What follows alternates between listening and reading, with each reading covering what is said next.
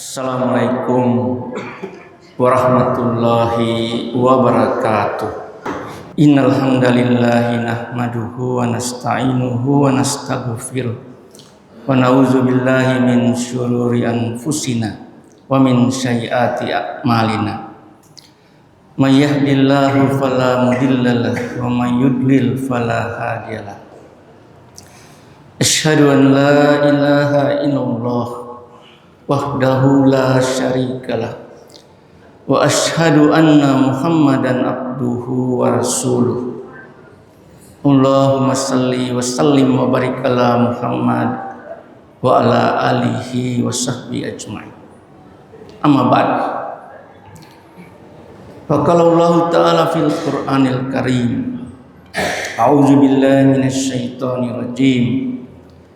Ya ayyuhalladzina amanu taqullaha haqqa tuqatih wa la tamutunna illa wa antum muslimun.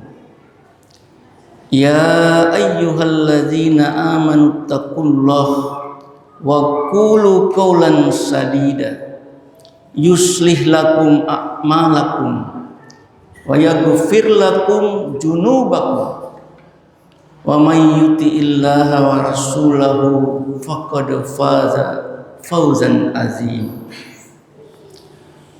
Para jemaat Jumat yang semoga dirahmati Allah Subhanahu wa taala. Hari ini kita berada di Jumat pertama dari tahun 2026. Kita baru saja meninggalkan tahun 2025 yang tentu telah tercatat seluruh amal kebaikan kita, seluruh amal perbuatan kita, dan seluruh kelalaian kita. Alhamdulillah kita diberikan kesempatan untuk berada di hari ini dan hari-hari berikutnya yang insya Allah tentu lebih baik dari waktu-waktu sebelumnya. Dalam salah satu ayat di Al-Quran, Allah menegaskan tentang pentingnya seorang beriman, orang-orang yang beriman itu untuk mengevaluasi apa saja yang telah dilakukan. Allah berfirman dalam surat Al-Hasyr surat ke-59 ayat ke-18. A'udzu billahi minasyaitonir rajim. Ya ayyuhalladzina amanu taqullaha wal tanzur nafsum ma qaddamat lighad wattaqullaha innallaha khabirum bima ta'malun. Jamaah Jumat yang semoga dirahmati Allah Subhanahu wa taala. Di ayat yang mulia ini minimal ada 4 hal yang bisa kita dapatkan dari ayat ini. Yang pertama, ayat ini memanggil kepada orang-orang yang beriman.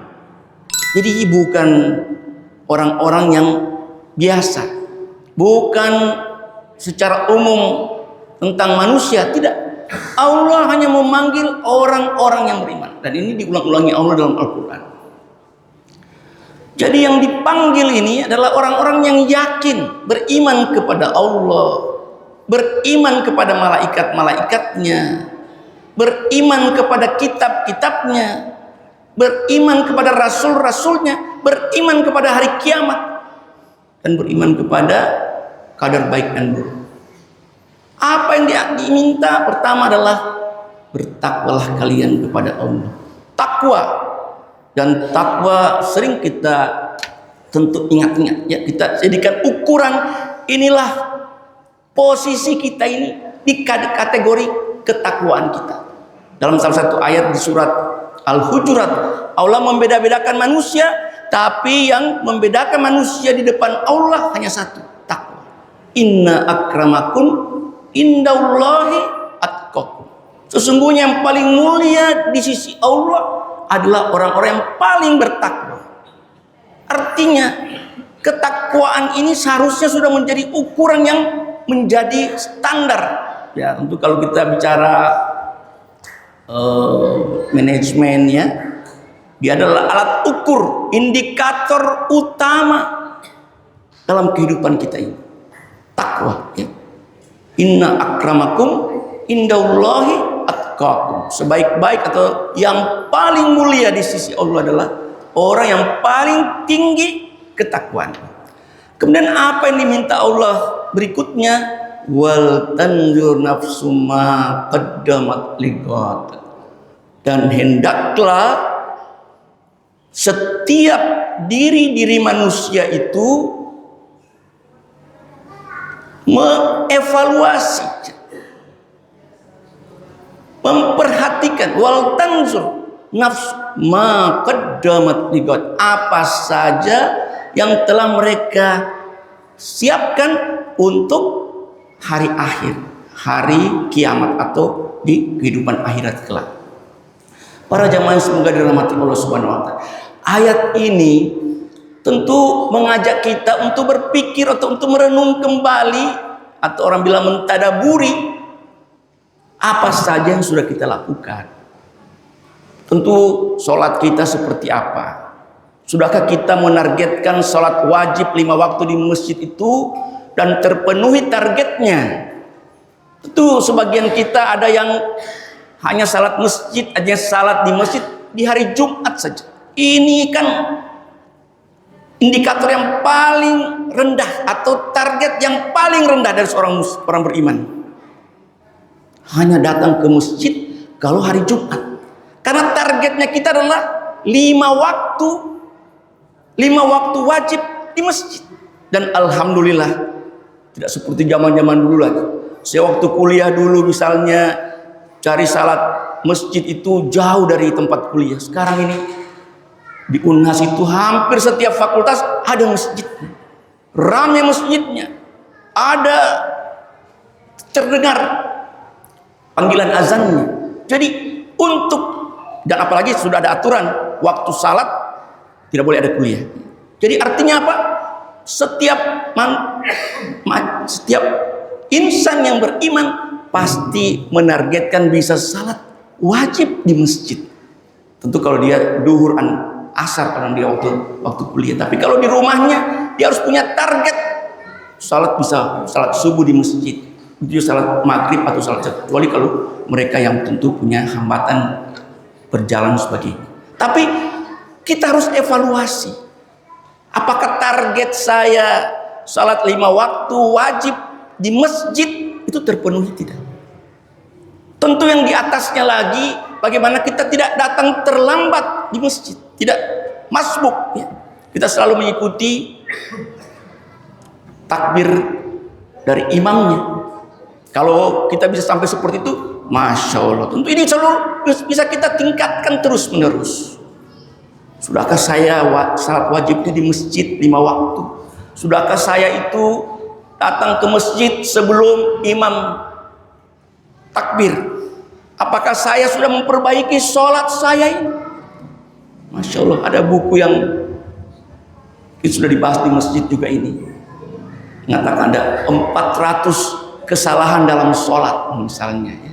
Ada buku seperti itu. Ada juga buku yang mengatakan ada 100 kesalahan sholat, mungkin dari sisi yang berbeda. Tapi itu yang kita pelajari, itu yang membuat kita bisa meningkatkan setiap saat kualitas sholat kita. Apakah tahun lalu itu saya sudah berubah tidak? Sudah bertambah enggak ayat-ayat Al-Quran yang saya baca dalam sholat saya? Bertambahkah wirid-wirid yang saya sudah benar enggak wirid-wirid itu? Sudah sesuai enggak dengan anjuran Rasul dan seterusnya? Ini dievaluasi. Belum lagi zikir-zikir sesudah sholat.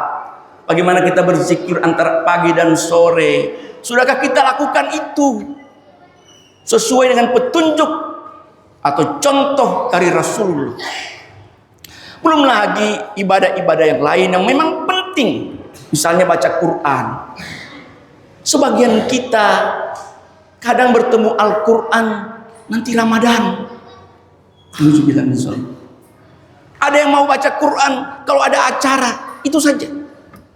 Padahal Al-Quran harus dibaca setiap hari. Minimal ada targetnya. Kita harus punya target minimal 1 juz dalam sehari. Sesibuk apapun kita, apapun posisi kita, apapun pekerjaan kita Kita harus punya cita-cita untuk mendapatkan target tertinggi yang seperti dikatakan oleh para ulama. Sahabat mengatakan minimal toh kita bisa 1 juz sehari, atau kita bisa menghatamkan Al-Quran dalam setiap bulan. Tapi kadang-kadang kita lalai. Lebih banyak kita melakukan hal-hal yang tidak berguna bagi kita. Kita ulang-ulang itu semuanya, tanpa kita ketahui bahwa kita sudah melewati 1 hari, 2 hari. Kadang-kadang ada yang sudah sebulan, 2 bulan tidak menyentuh Al-Quran. Padahal Al-Quran sudah sangat dekat untuk saat ini dengan kita. Di mana-mana ada handphone, pasti ada Quran. Tapi sudahkah kita menggunakan fasilitas atau teknologi seperti itu untuk menambah ibadah kita kepada Allah Subhanahu wa taala? Tentu dengan ibadah-ibadah lainnya seperti zikir yang harus selalu kita lakukan. Allah berfirman dalam surat Al-Ahzab, ya ayyuhalladzina manuskurullaha zikran katsira wasabbahu bukratan wa asila. Wahai orang beriman, berzikirlah kamu kepada Allah sebanyak-banyaknya. Jadi zikir itu bukan hanya karena habis sholat. Zikir itu bukan karena kita habis melakukan sesuatu, tapi setiap saat kita dalam kendaraan. Dan zikir itu oleh para ulama mengatakan bahwa ibadah yang paling ringan dikerjakan. Hanya cukup mulut saja bergerak, cukup. Astagfirullah, astagfirullah. Itu mau lengkapnya astagfirullah wa atubu ilaih. Atau lebih lengkap lagi, baca astagfirullah itu berulang-ulang. Saya sering mengatakan kepada mahasiswa saya, kalau saya mengajar, coba mulutmu berkumat kami, berzikir. Dan itu sangat dianjurkan. Dapat pahala, Anda juga mendoakan saya.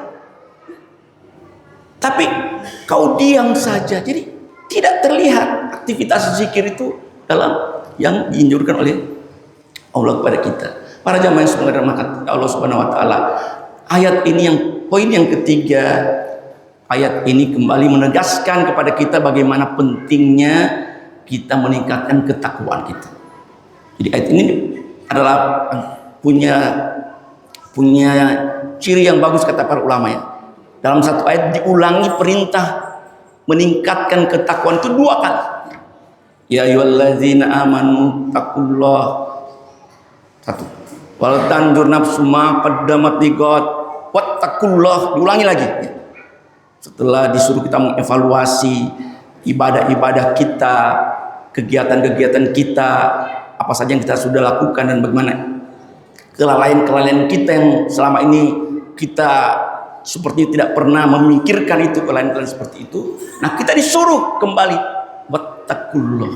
Dan terakhir ayat ditutup dengan innallaha khabirum bima ta'malun. Sesungguhnya Allah itu khabirun, maha teliti, tahu persis dengan apa yang kau kerjakan.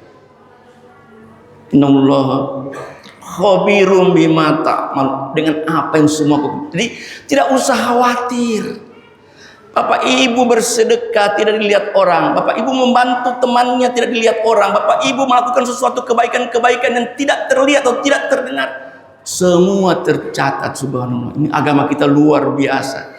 Kita tentu sangat senang kita membantu orang, tidak ada satu orang pun di dunia ini yang tahu.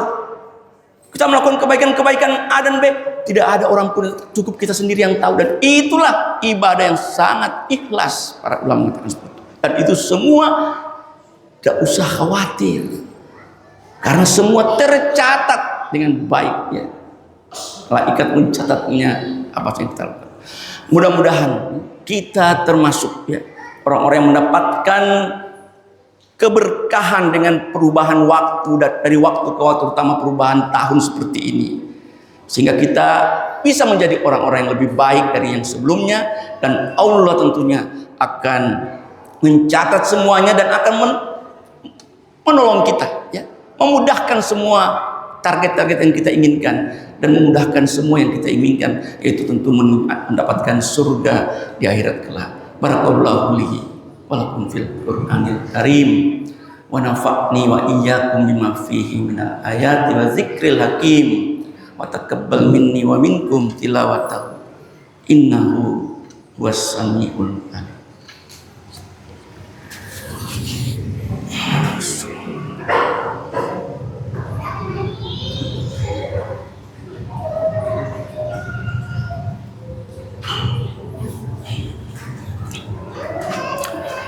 Alhamdulillahirabbil alamin allazi anzala ala abdihil kitab wa lam yaj'al lahu iwaja. Asyhadu an la ilaha illallah wahdahu la syarikalah wa asyhadu anna Muhammadan abduhu wa rasuluh. Allahumma shalli wa sallim wa barik ala Muhammad wa ala alihi wa sahbihi ajmain. Para jemaah Jumat yang semoga dirahmati Allah Subhanahu wa taala.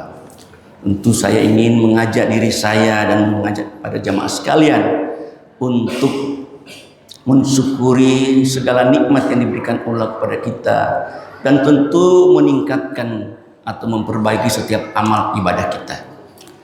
Ayat yang dibacakan tadi di surat Al-Hasyr ayat ke-18 dilanjutkan dengan ayat ke-19 yang lebih menarik lagi.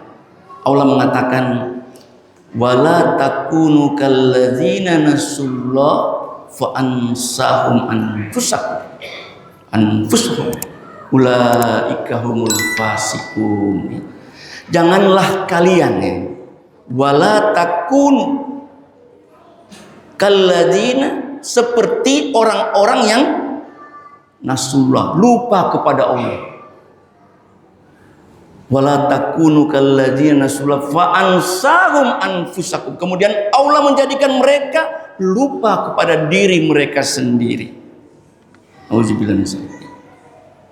Jadi ayat ini memperlihatkan kalau kau lupa kepada Allah, kau tidak mau mengikuti perintah Allah atau memandang remeh perintah Allah, nggak perlu salat di masjid misalnya, nggak perlu baca Quran tiap hari, nggak perlu ikut pengajian.